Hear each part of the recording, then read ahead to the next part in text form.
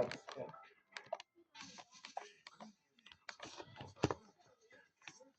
2015. Häh? 2015. Jotain sellaista.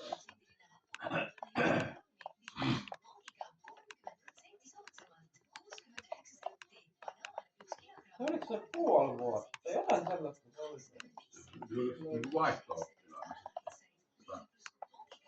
Jotain sellaista, joo.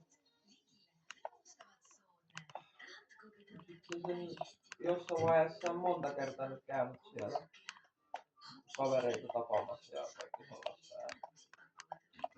Osaatko kieltä? Osaatko sen paikallista? Englannista. Joo. Nyt se päättikin, että se lähtee ihan yksin. Ei tarvii juostaa kenenkään perässä ja miettiä, että tykkääkö hän nyt tosta paikasta tai tosta paikasta. Ja se haluaa mennä niinku ihan yksin.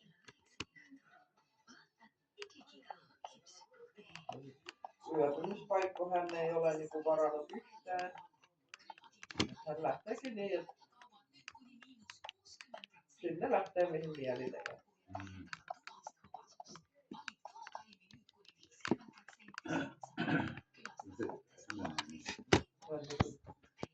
Tietää, en mä tiedä. Tietää niitä halpoja niitä hosteleita ja sellaisia paikkoja.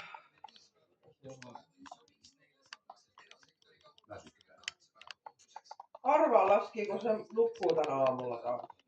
Vittu 5 taas hereillä.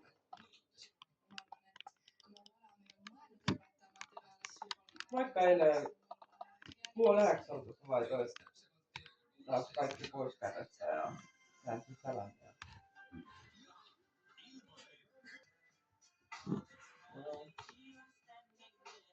Se nyt on 7 asti.